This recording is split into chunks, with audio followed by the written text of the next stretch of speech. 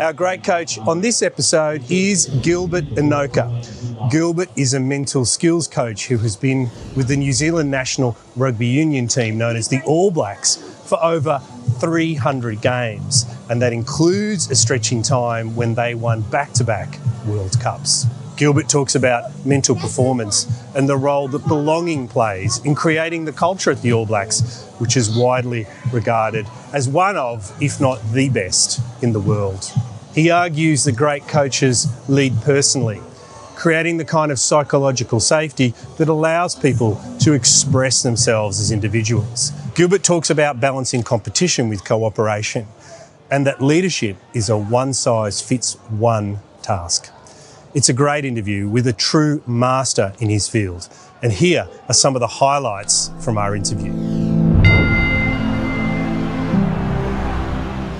The one thing I knew in every group I worked with, and to this day, I still reinforces that the single most important thing you can give a group is a sense of belonging. When a person feels connected and included, then they're allowed to flourish and their skill sets come out. Your skill sets don't work if your mindset's wrong. And so I became an emotional detective. And even as a school teacher at Hill Morton High School, had tough kids, which I loved. I used to go to the class 15 minutes before the kids would come to class so I could watch them come in and so I could get a sense of where they were and I knew where to start and connect with them. With the All Blacks, I went to every meeting 15 minutes before the start of the meeting. I was on the bus 15 minutes before we went to training or a game. I just feel privileged and pinch myself when I get the opportunity to sit with them. Find it's easy. The great coaches, the formula is simple but not easy. One thing I do know is that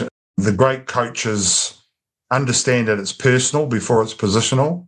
So great coaches lead from who they are, not where they sit. We know that people always buy into the leader before they buy into the vision. So who a person is really important. So they know who they are, they be who they are, and they stay who they are.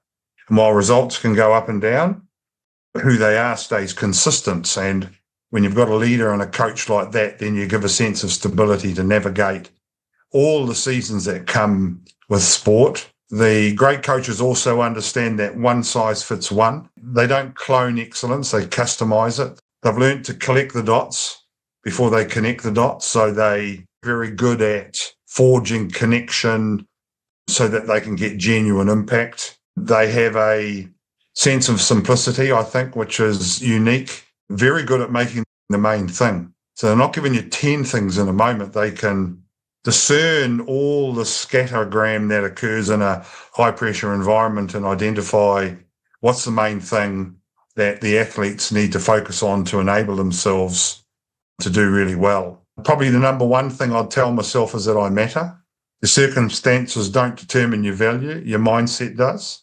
And so I'd be saying to myself, come on, young man, let's get really good at working on sharpening your mindset because that's the weapon that you need to chart your course in life. So I matter, I have value, and I want to sharpen my mindset. Don't trip over what's behind you. So a lot of people move forward, but they glance back too often and they trip over the things that are behind them. And because you never, ever rise above the opinion you have of yourself. So being strong in that way becomes really important. But the biggest thing I think is like when I was going in the orphanage, I didn't think I mattered.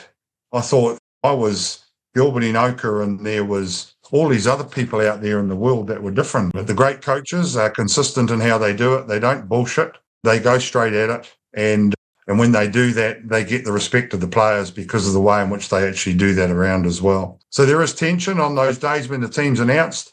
Old Ted used to do it just before the boys went out to training, and boys began to learn that if he was hovering behind them and he was walking up behind them, they would then walk away. It became quite hilarious because they knew the message they're going to get. Ian Foster met every single player on a Monday night that didn't make it and had one-on-one catch-ups with them and communicated honestly, directly and straight.